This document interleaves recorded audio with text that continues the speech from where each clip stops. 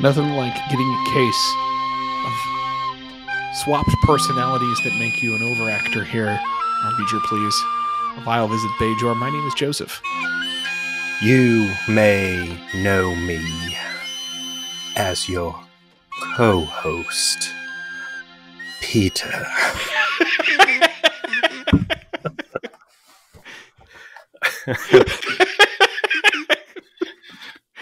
That was a bit much, was it? Hey, when in Rome. Well, what we watch? What are we referencing here? Deep Space Nine, Episode 9, Season 1, The Passenger, first aired the 20th of February, 1993.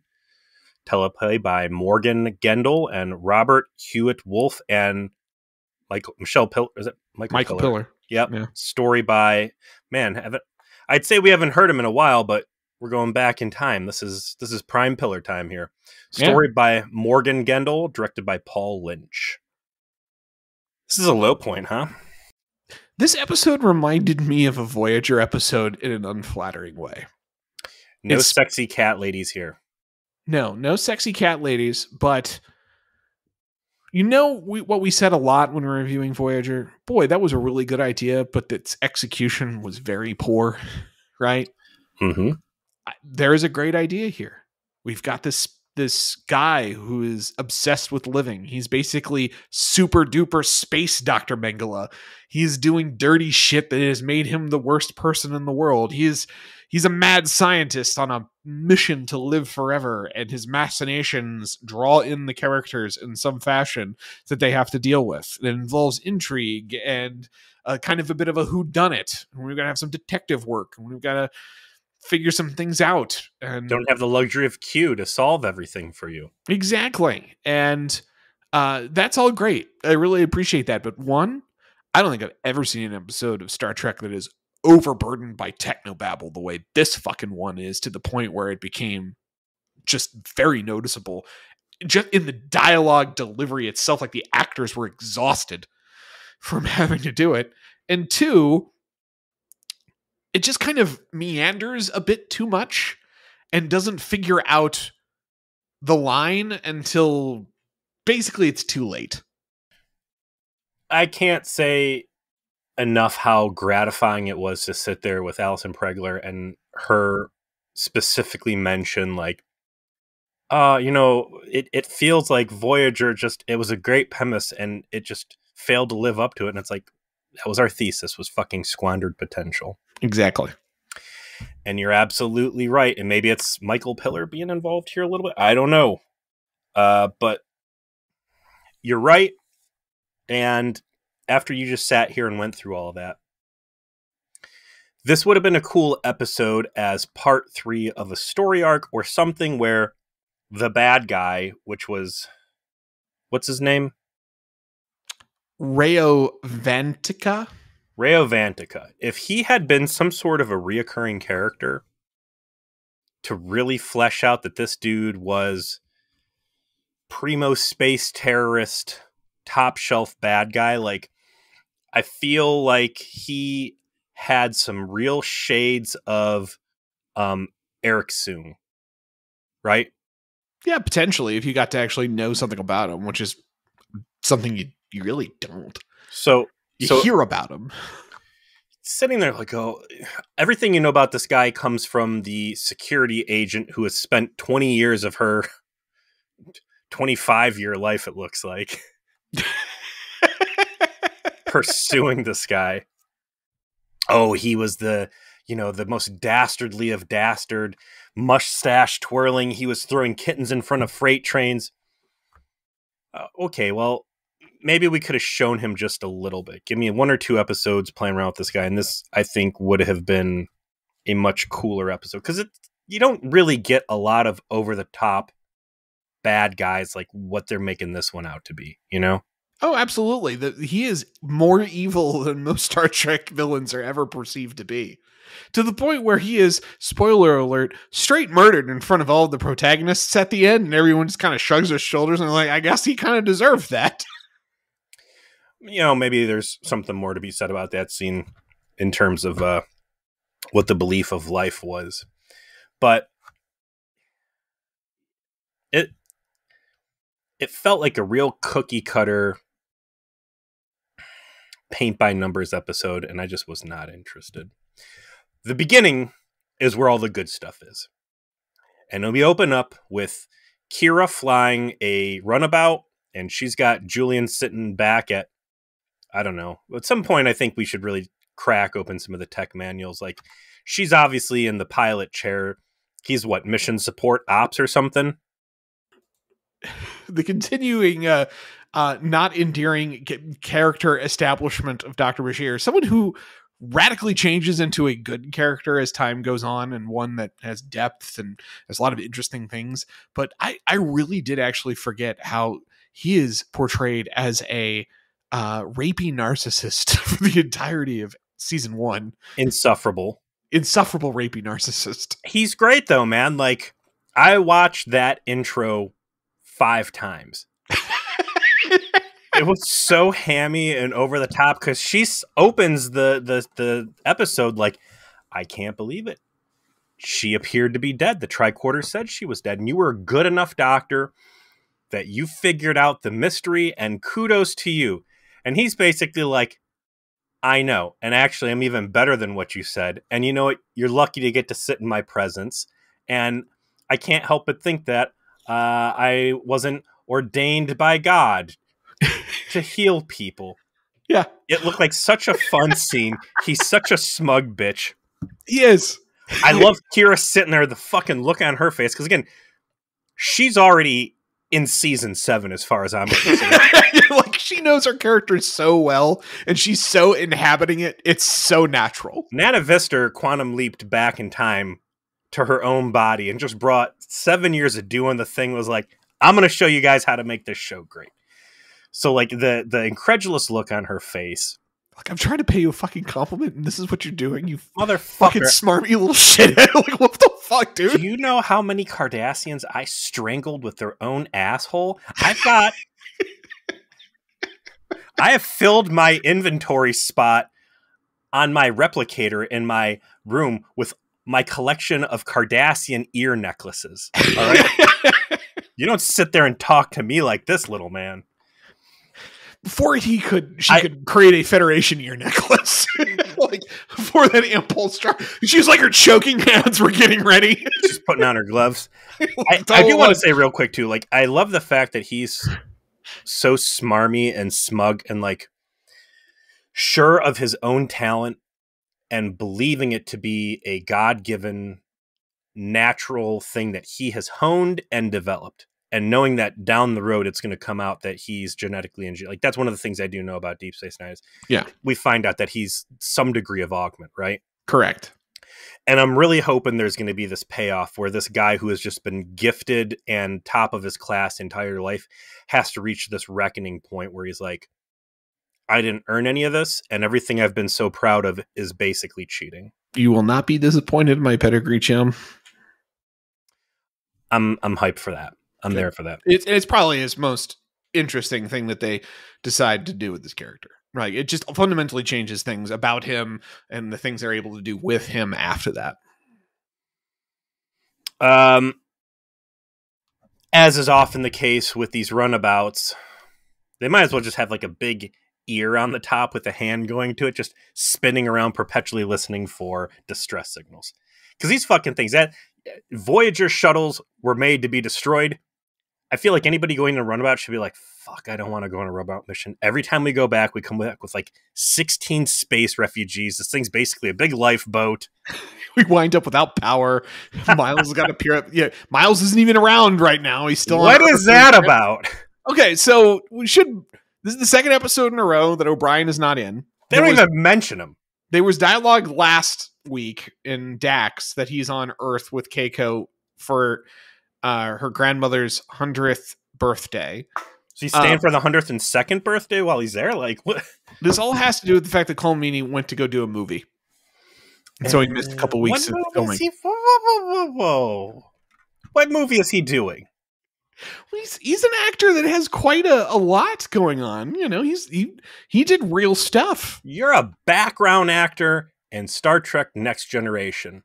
And somehow you get lucky enough, they turn you into the the internet doorman where you're just beaming people out of the internet and you've built yourself a career and they've thrown you table scraps and said, hey, you get to be the grease monkey in this new one. And you'd be like, cool, by the way, I need to be gone for 4 weeks because I'm going to go film another movie that no one's even going to fucking know anything I've done other than Star Trek until I end up in It's Always Sunny in Philadelphia where I'm Charlie's dad. Well, I'll have you know that he was the second lead in a movie. This is what was being shot called The Snapper, which is in a 1983. Oh, of course, The Snapper, yeah. Yeah. Well, hold on. Let me finish. Uh-huh. 1993 Irish television film. Oh, okay. Mm-hmm. He got nominated for a Golden Globe for Best Actor in a motion picture, musical, or comedy for that role. So before you go and mock Cole Meany in his career, he was musical. Right, because Snapper, the sequel to Snappler, was The Whistler. Yeah, great series, love it. But yeah, he got nominated for a Golden Globe for the movie he was doing while he wasn't on this goddamn episode. You fucking put some respect on his name, sir. For those of you that don't see my face, there's no respect. That's zero respect. Dummy moves. He missed out on the opportunity to be in a really riveting, great episode. Okay, here's the break. I'll cut him. He saw the script and was like, all right, I'll say yes to that movie. I'm busy. I mean, going back, though, here's the movies that Cole Meany was in before 1993, before DS9. Die Hard 2, Dick Tracy, Under Siege, Last of the Mohicans, Into the West. The man was getting work, okay? Those are some of the biggest movies of the early 90s. No RoboCop, I don't care. Okay, fair enough. Okay. They get the distress signal. What we do care about is beaming onto the ship. They fly over. I am happy, unlike Voyager, which was really chintzy and cheap with alien spacecraft. I feel like so far DS9's been putting some good effort into making weird other alien race vessels. So cool there. Yes. They beam over. It looks like they're in the local laser tag arena. As always, complete with smoke machine. Techno backbeat. Mm-hmm. Nice, smooth plywood doors everywhere. Clean floor. Oh gosh, the ship's really rocked. They find one survivor. It is security officer Hottie. Yes. And she's like, we need to get out of here. Played by Catelyn Brown, who's probably more famous for Babylon 5 than her roles on Trek. I remember her. She played one of the ambassadors that were the green-skinned race, the Narn. Who's this redhead she's playing? Is that the one where Picard was the evil space pirate to try and infiltrate that group? Yeah, like Gambit episodes when he was a pirate. Yes, from season 7. Is that what that is? Yes, Vekor. Yep. All right, yeah. So she's there. She's like, "Hey, we gotta go." Bashir's like, "No, I sense another life." The door's jammed. She's like, hey, like, that's a prisoner in there. We should not be going in. And he's the reason why this is all happening, FYI. Despite the fact she's willing to do whatever it takes to have this guy saved, at no point does she, like, shove Julian away from the door or, like, phase anybody or do anything to stop them from getting in there. We have a real Khan/McCoy moment where Julian rushes over to administer aid, and he is greeted by a death grip around his throat. It's like someone was watching a lot of Tuvok's holodeck programs in regards to Neelix. Got some technique. Yeah. No, I mean, this is straight up like, kind of like, I'm the bad guy. Yeah. I'm going to strangle you, and everybody's going to forget this ever happened. And we're looking for... Hey, how did this guy transfer his essence into some other person? Via choking, evidently. A strange confluence of his scientific skill and porn habits. Did anybody see him grab anybody? And then, like, security chief and Kira's like, no, I don't think so. I mean, I don't, no. He was just caressing his face in a loving fashion. He kept his hands to himself. He's perfect gentleman. So after we get this guy apparently was the worst guy in the world. committed unspeakable crimes dialogue from a recovering security hottie. We revisit his body in DS9's morgue, where Bashir like shows her like he's really dead. Here is his very dead body. He is a corpse, and we know this woman is serious about hating this guy because she just stabs it, like stabs his dead body. Like, okay, you might be a lot. Yeah. I'm gonna have to ask you to leave. It's a red flag, boys. In case you don't know that, they're stabbing dead bodies. It's a red flag. I will say that for a good chunk of this episode, I believe that she was the bad guy. I mean, I think that the episode is trying to make you think that that's the case. And then maybe like maybe it's this random Starfleet guy who suddenly shows up. Maybe he's the guy. Lieutenant Porkins. They do a decent enough job of hiding that it's going to be Bashir, except for one thing, which we'll get to. Yeah, a big one too. Yeah, it's unfortunately a very big one halfway through the episode. But aside from what they chose to do in that scene that made it obvious, they hide it in the story well enough that if they had done that scene differently, I think it would have come something of a surprise. I like that this race has this defect and that they need extra medication. And they're also very long-lived as a species overall. It's something Sisko mentions in dialogue, is that the species of Who's-Its and What's-Its, they live a long time because of this thing, and it kind of provides an explanation for why there's one member of that race who's super obsessed with never dying, because they already live a long time and he's gotten really used to it. It's a great setup for this guy. I think this guy could have been a really compelling villain. When they're recapping the crimes he's done, it kind of seems like sometimes he's just like a space Hitler, and sometimes he's kind of like this Robin Hood, that he's got people working with him that, he's seemed like a complicated guy. Squandered potential killing him off as fast as they did. But she thinks that he's still alive. She doesn't know how, but there's just something that feels off about this, and everybody else is kind of like, okay, whatever. So the backdrop against all of this is that this alien race needs medication that's hard to come by, whatever the materials. They can't replicate it, which doesn't even get mentioned, but there's a huge shipment coming in from the Gamma Quadrant, and that there is apparently some sort of a plan in place to hijack it. So it is striking to me that throughout the narrative of this, security hottie insists, yes, I know he's dead and his corpse is here and I've verified that, but you need to send his DNA in. I really don't believe that he's dead.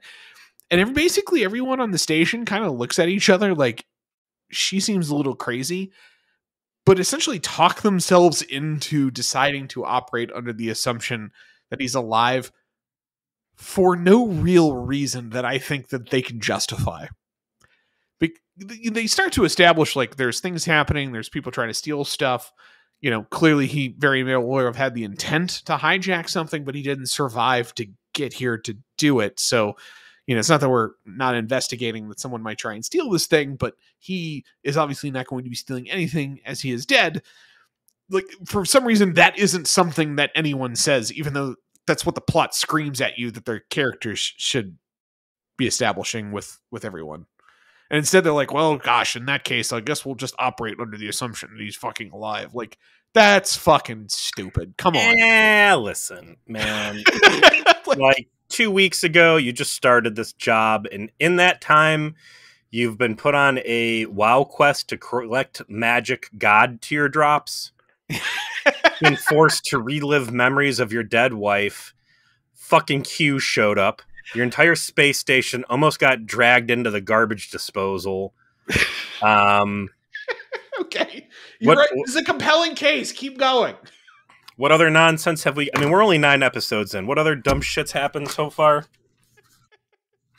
The replicators were pumping poison into people. The most dangerous game was done on the station. Yeah, the guy who's using PTO right now, blew up all of the alien diplomats that came over to hunt another living creature. So you got to roll with the punches out here. I don't think space hottie being like, hey, this dead guy might still be alive. Can you please send a lab draw out to Starfleet Command? Like that's pretty low on the threshold of like, Okay, what? you've convinced me that it's reasonable now.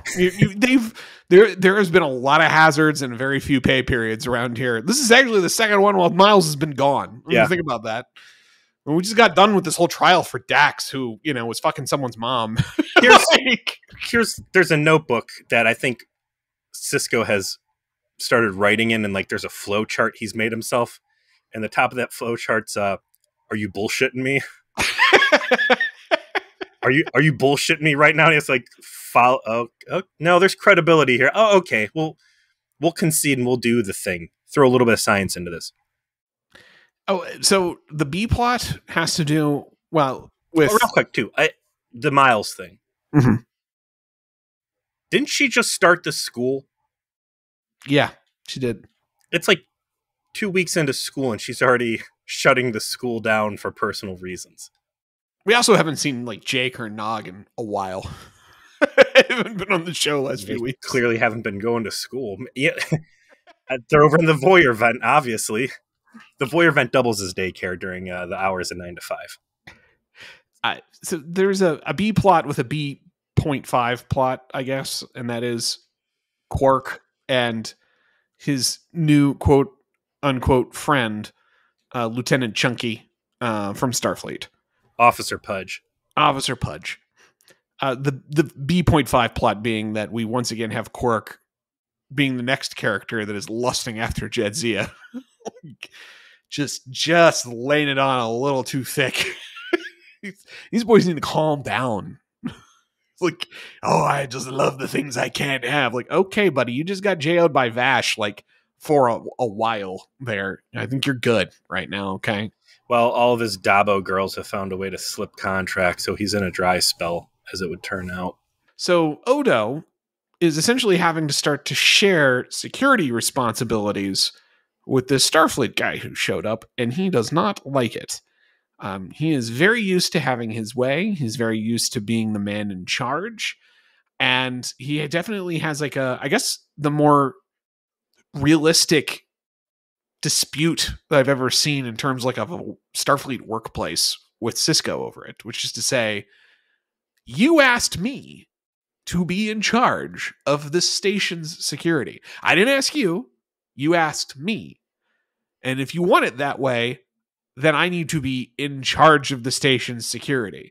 And Cisco's got to find a way to say what he has to say, which is, well, yes, I get that, but Starfleet is going to have its own security interests and things that we have to keep track of because they have to do specifically with us, like say a shipment of unobtainium that's coming from the Gamma Quadrant that we're using to save a species' existence that people are going to want to fucking steal. So yeah, like I'm going to have guys who are going to be on that, who are going to be wearing my uniform, and you're going to have to accept that. And they kind of find their way through the argument with Odo accepting that that's going to be the case, but that he is going to be first among equals when it comes to security matters. So big picture here, what's happening is Officer Pudge is not a permanent assignment. He is just coming in as a specialist for this high value exchange. He's going to be on the show multiple times. Oh, really? Yes. Okay, they didn't really frame that right. Yeah, this dude shows up. He, and I say this as a fat dude myself, so he's not really that fat, by the way. He's just a little bit more than we're. He is not Voyager hot. No. Okay, he is certainly not Star Trek Enterprise hot. These are the past. How many years have we been doing this now? 7. Yeah. The past 7 years of you and me watching Star Trek has been with incredibly attractive people who do a lot of fucking push-ups and sit-ups. Oh, yeah. Right? Yeah, I can say a lot of bad things about people on Enterprise, but man, not their physical forms. That is every single one of them were in iron shape, up to and including Scott Bakula, who got into the best shape a man of his age could probably be in. Yeah. Going back even further, it was Chain of Command, seeing Patrick Stewart hanging from the fucking ceiling. 60 years old or whatever he was with a better fucking body than I had 15 years ago. Oh yeah, absolutely. So when Officer Pudge shows up looking like me with that chin warble there, right? Mm-hmm. It's comforting. I too could be this guy. I am that guy. If I were to put on an ugly fucking purple turtleneck and a terrible zip-up jumpsuit, God, man, they laid Julian out at some point, and you could see the stirrups on the jumpsuit pants under his boots. I hate these uniforms so much. Give me the fucking First Contact uniforms right now. I need them. So when this guy shows up with his jumpsuit zipped all the way up, and it's like, okay, well, this is early 90s. You know, code back then is if you're overweight, you're a bad guy. What's Dennis Nedry doing here? Suspiciously, right as the unobtainium's showing up, like, is this Talik Voke or whatever? Raul Vakata, is that his name? Let's call him Space Dracula. He's Space Dracula. Okay, I'll go Space Dracula. Gosh, what was the Space Warlord? Because that's the parallels I get off this is the Warlord. Yeah. There's definitely like shades of Warlord here, just not nearly to the same level of execution. Yeah, we'll get to that. But the whole thing there is Officer Pudge shows up, and I'm glad to see that he will be a reoccurring character. And everything you just talked about with Odo has really crystallized the thought that I have, and it's Odo is incredibly high maintenance. He is. He's very high maintenance. You're right. This guy has had several scenes now where he has shown, despite being a bucket of goo, he has shown himself to be extremely rigid and not willing to be flexible on an emotional in a very specific way. Like his pride is so high. It's so strong. His warped sense of justice and an expectation for people to be okay with the fact that he wants to openly break rules sometimes, but then like really hammer down on arbitrary rules other times. Like if I was going D&D alignment, like I don't even know if I'd call this guy like lawful. I'd put him maybe true neutral. I don't know. You can't argue about his effectiveness, really. Like until people start shooting, and then he's standing there looking at people shooting. I cannot, like with this Batman bullshit, I cannot use a gun. Why? His Andy Griffith thing aside for a second, he is very good at doing the detective thing. Like, but when you can turn into a fucking painting on the wall, you better be. True. His stat line is stacked to be good at this, right? Mm-hmm. But like his arrogance about his job has a certain amount of, I guess, like purchase to it, because he is very good at solving crimes. Like he went to the planet where Dax fucked the mom, and he figured out that Dax fucked the mom.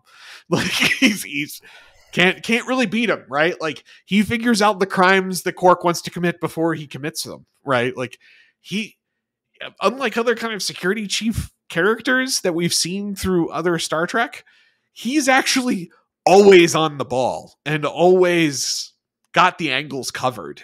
And so his arrogance about it needs to be my way or fuck you. You get a little bit more out of it because, like, well, actually, he's very good. So, like, he's not some buster like Tuvok, who, if he's acted like that, you'd be like, well, then get out because you suck. No matter what the fuck. Oh my god! Like, I'll call you when I need you to open a jar of pickles for me. When you're not Batman, you're not beating fucking Constable Odo.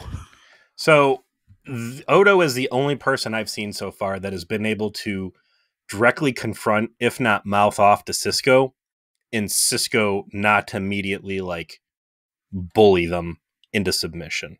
He put Kira Nerys in her place. He's barked down O'Brien several times. Yeah. I'm assuming at some way he's just going to backhand Julian in the mouth. Yeah, it'll really fix his personality too. He straight up blackmailed Quark. Yep. And there's been 2, maybe 3 times now where Odo's kind of gotten in his face and Sisko's given him a wide berth. So maybe he's really keen on the idea of having this novelty shapeshifter as an employee. Maybe he really does respect the work, but I need to see something where Sisko is talking to someone else about Odo to understand, like, Why is he giving this guy this wide berth? He has a conversation with Officer Chunky to say, you need to get along with Odo. You're not here to tell him what to do. You're here to be told what to do.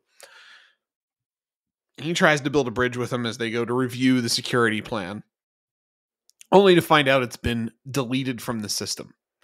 And that's when the security hottie comes in and is like, that's exactly what the Space Dracula did on something 7, on the fucking Rigel 7. Mm-hmm. That damn Rigel 7.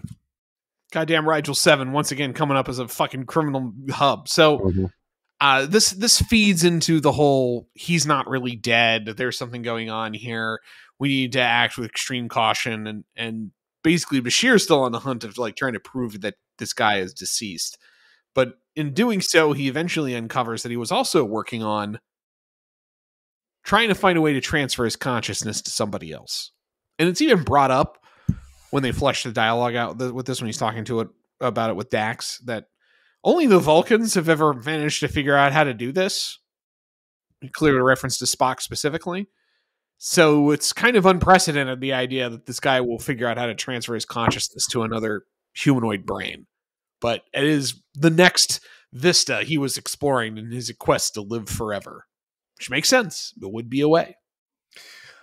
One last thing I want to talk about with Officer Pudge. He does mention that it took him 3 weeks to get to DS9.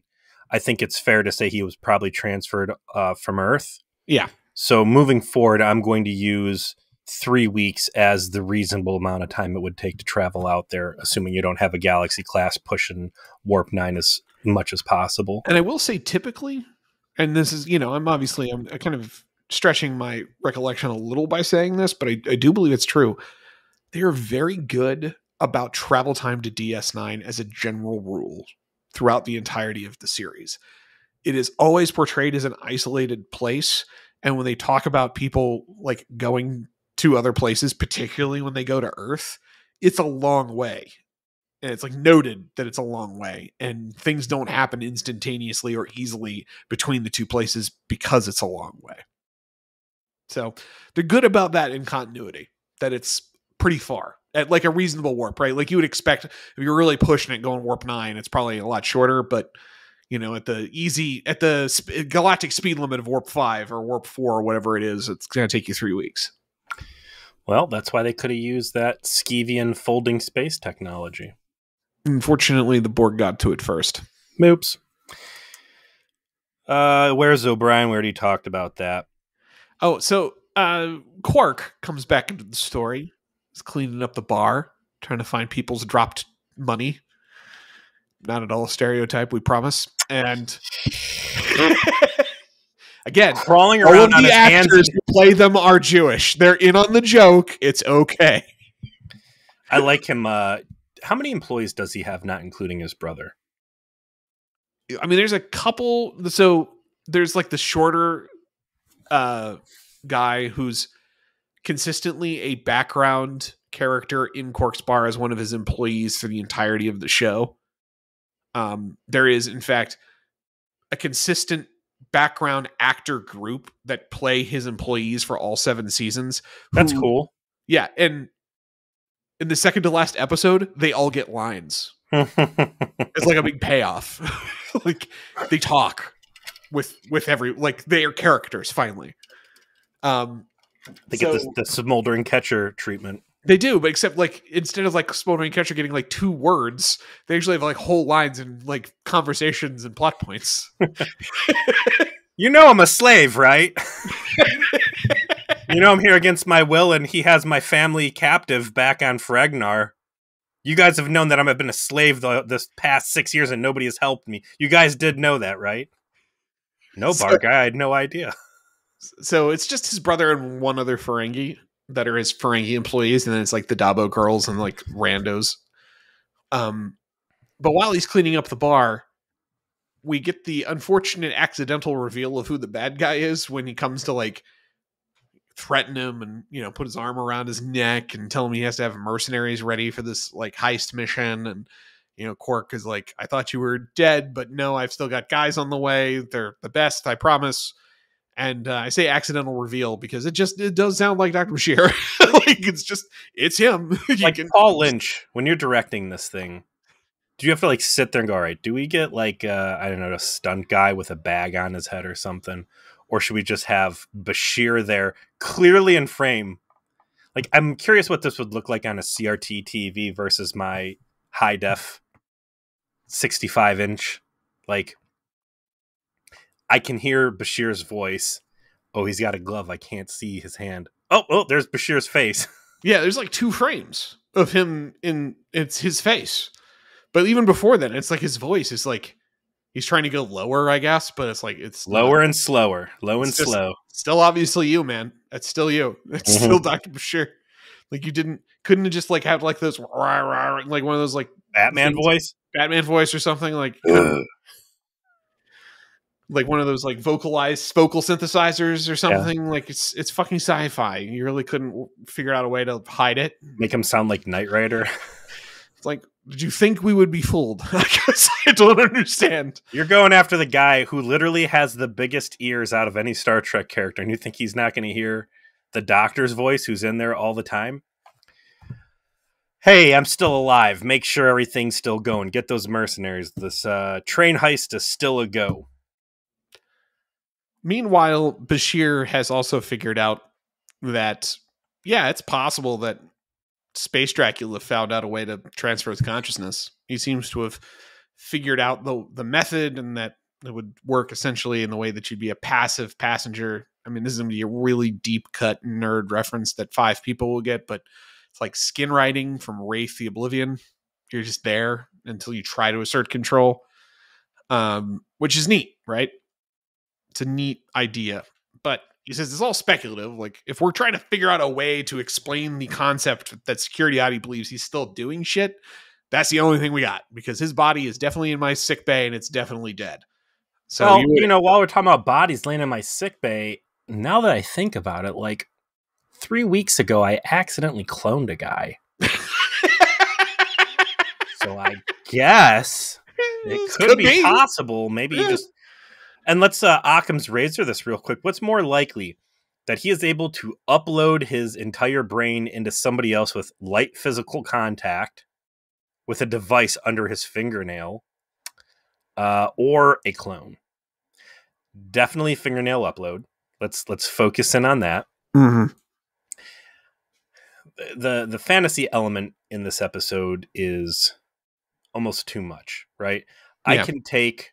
hey, there's a telepathic shift because telepathy is basically magic and scale of time has no meaning. And sure, Spock did it. That's really the best way to upload your consciousness, I think. And mentioning Spock in the episode provides you a bridge that if you could have adequately explained it, I think there's reason there to say, okay, fine. This is a thing. Give him that telepathic element. Great. Yeah. He was a known telepath, and this is something sometimes... Or he was studying it, and that was part of his Mengele experiments, was trying to find a way to synthetically recreate it. Yeah, this guy's so evil, he actually grafted a lobe from a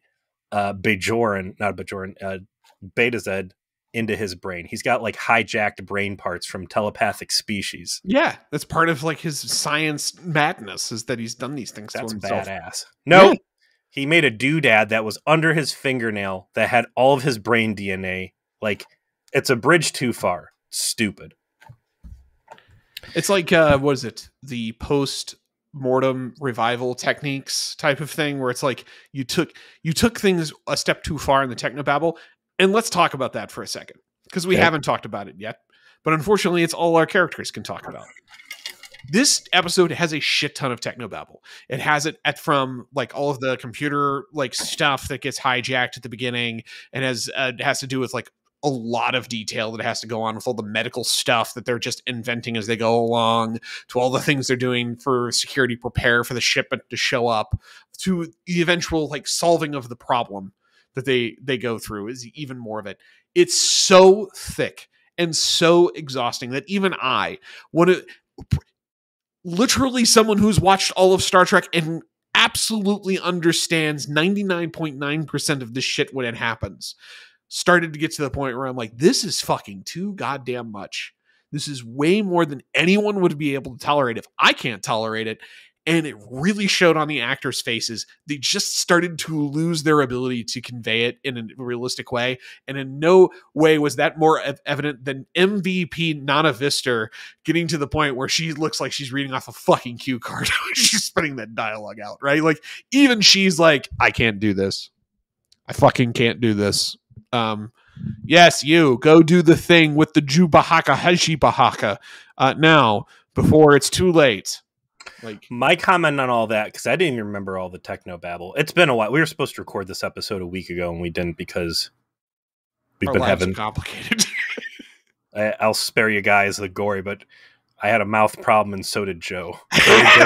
Not together. It was independent mouth problems. Separate but equal in severity, I think. In many respects. I think they're relatively competitive in their own ways. I'll tell you what, we'll tell the mouth stories, but it's gonna be a Patreon thing. You want to hear that hot oral action? You pay up. We've always talked about doing like a Patreon only, like just chit chat live stream type of situation where we just like get into a group call and let people ask us questions. Oof. So if we ever do eventually get our act together enough to do that for the patrons, please make sure you ask these important questions, get these stories. I didn't remember the technobabble, but I do see my second to last line of notes here.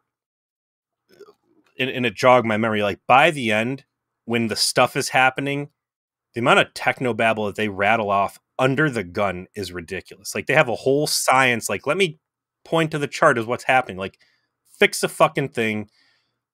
Spoiler, the episode is resolved by the power of strobe lights and seizure. All you need. Lights, we got them.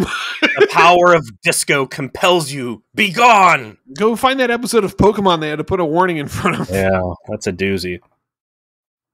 Speaking of stupid things, Quark's trying to have his meeting with the mercenaries, and then you see Officer Hottie, who has been relieved from the case by Odo because it's possible she might be mixed up in this shit, which, solid call. Yeah. All right. Mm-hmm. And then you're, oh! And she's like hanging from the fucking ropes on the second floor of his bar, and then falls, and it's like, this dummy.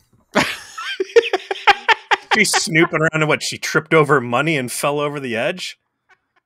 All right, Quark, you didn't do a good enough job. No. Nope. She's also so tall that she's dangling. We're like, I mean, it'll be a bit of a drop because you're going to be fine. Knees might be a little rough there, but you'll be all right. Cut over to the gym where you're doing some fucking perfect layups here. Like, you can play for the WNBA. Like, Catelyn Carr got nothing on you, girl. Mm-hmm. What's going on?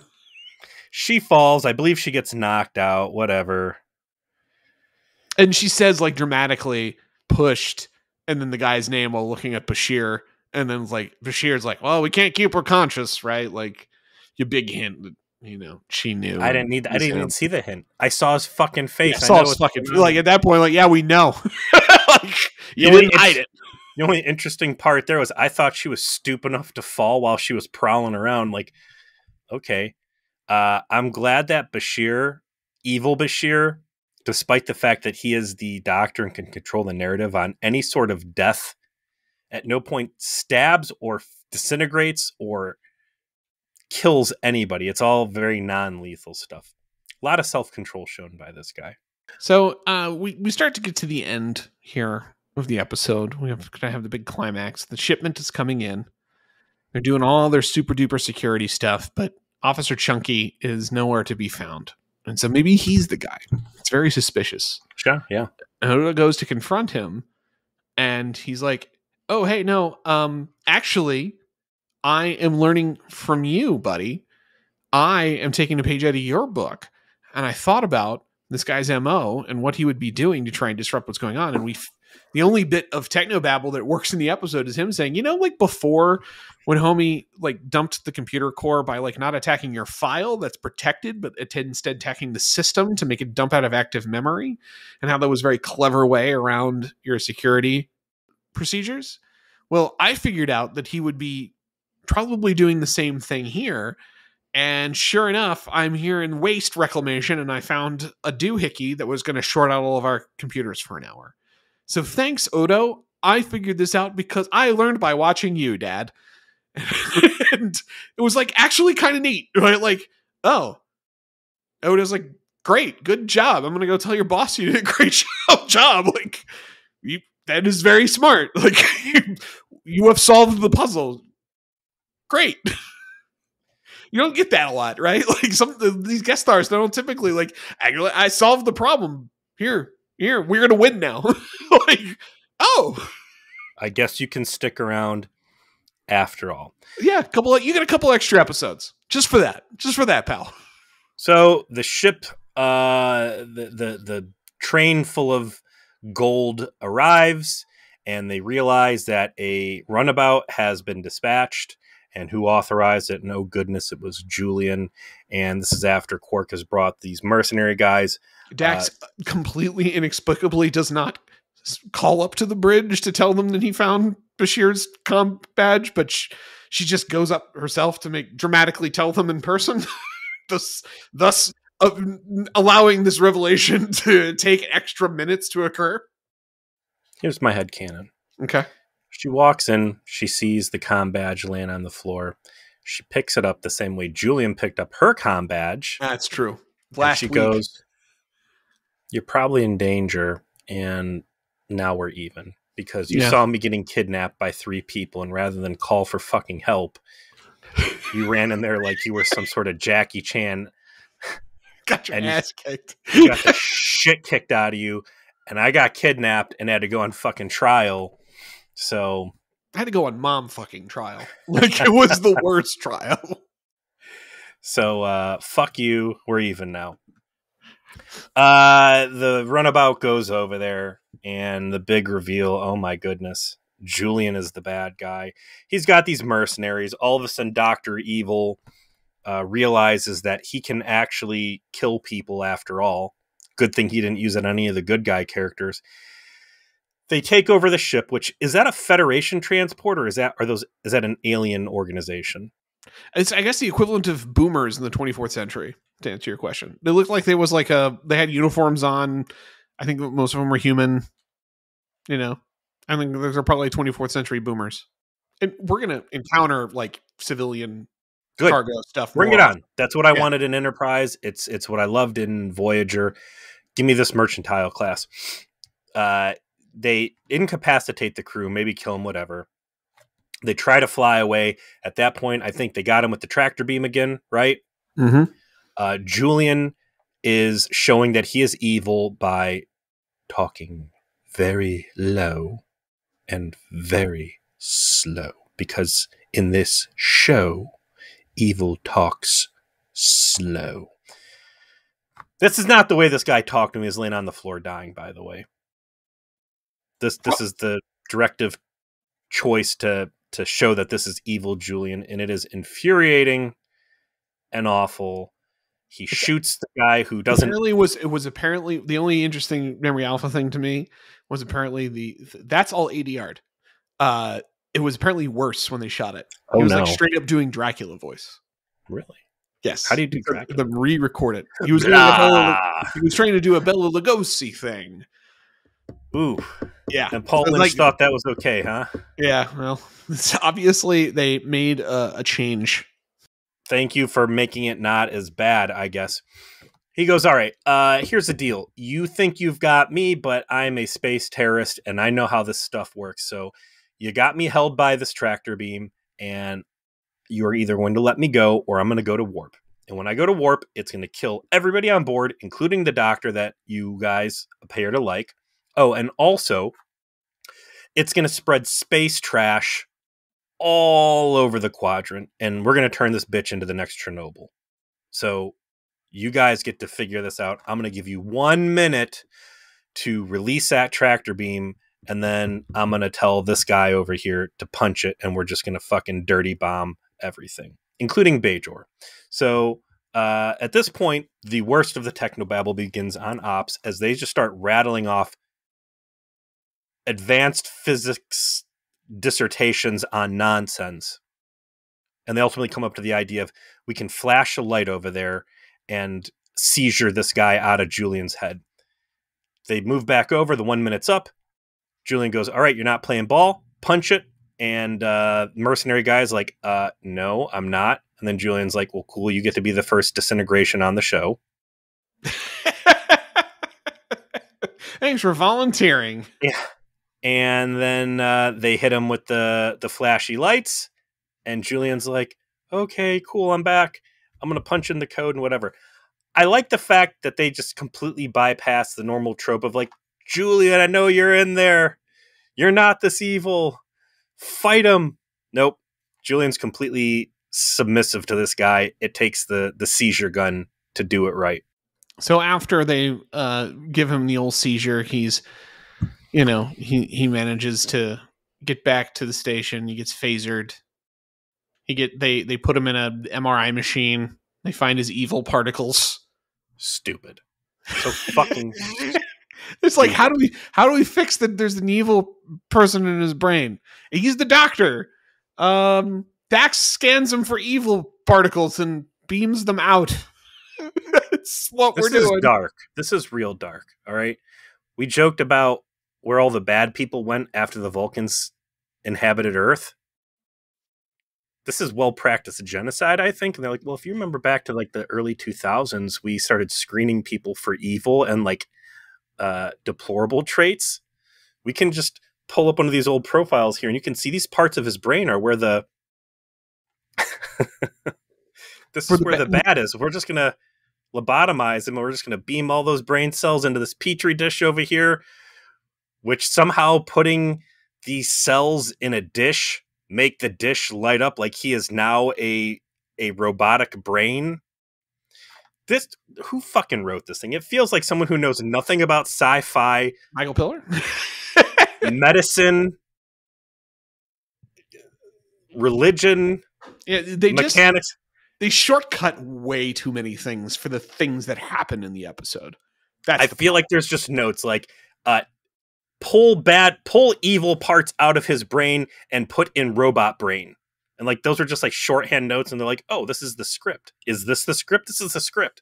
Let's do this. So now bad guy is a one of those like pucks you get when you go to the restaurant and they're like, this thing will buzz. It'll buzz when your table's ready. The thing they don't use anymore because they just get your phone number instead. Well, when you're at Kings Island, that's how they know to bring your hamburger over. So he's there as like a drink coaster that doubles as a table buzzer. And they're like, all right, well, what are you going to do with this guy? And she's like, well, I'm just going to start shooting fucking guns in your house. The exact sequence is, boy, that was a wacky adventure. Julian, are you okay? Yes, I have a headache from you beaming evil out of my brain, but I'm fine. I needed like blood coming out of his nose, eyes, ears, and mouth. Like, I'm okay. It's like part of his brain is missing now. Like, God made me a good healer. Oh. Oh no. Please lay back down. So he's just fine. He's not evil anymore. He's fine.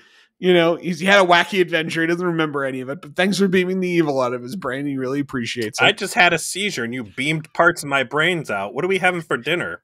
It's a little if you had reacted like, how did you fix it? We beamed all the evil parts of your brain. He's like, oh God, that means I'm going to aneurysm. Like, how dare you? He wakes up with that dysphagia or whatever where he's talking gibberish all over again. You're like, oh shit, how'd we fix this? It was like 2 months ago. We don't remember. Call O'Brien. And yeah, like security hottie's there. And was like, she's like, does he belong to me now? Are you releasing the hostage back, the prisoner back into my custody? And Cisco's like, yeah, I guess what's left of him. Like, I don't know what that is, but I suppose it's yours. And she's like, cool. And just busts out her Glock. Just like, boom. Fuck that. Fuck that shit. Fuck all this. I actually kind of like it's the move itself is pretty baller, right? Like it's the anti-Batman, right? Like I'm not taking him to Arkham Asylum. Fuck it. I'm killing him. It's a peacemaker. Like it's a peacemaker move. And the reaction of all of the characters is just kind of like stare at her and then stare at that and sort of just shrug. I would like to be in that scene. I'd be like, what the fuck was that? Like, how disrespectful. You couldn't kill him on your own time, on your own show. Why did I just have to go through this major dilemma when you could have just shot this guy on your fucking shit? If this is the kind of security officer you are, Officer Frank Castle. If it's within your jurisdiction to do this Judge Dredd executioner style shit, why were you even moving this guy around on a ship? Why didn't you just pop his ass when you were out in space instead of bringing all this bullshit onto my station and endangering us and a dirty bomb, dead mercenaries, and all this other nonsense? Get the fuck out of here. Get the fuck out of here. You're done. You're done. Also, here's your absorbent medical bill, because this isn't a Federation station. You think those saline bags are free? Those things cost $65 a pop. You got a big bill here. We take Gold Press Platinum and Visa. Get the fuck out of here. Speaking of Gold Plus Platinum, you know who does not get mentioned after he commits crimes? Quark. Like, he arranged for this crime to happen. He hired the goons. He brought the goons for pay to the guy who needed to use them. And he's like, all right, I'm out. And then he's just not much. His culpability goes unmentioned for the rest of the episode. Yeah, well, you know, hey, he's still got credit on file from... All right, he helps save the station. So we're going to... Between this and having to free your sex slaves, though, you are paid out. Right? Like, no more credit for that. Joe, did you know that the in-universe date for this was 2369? It was? Yeah.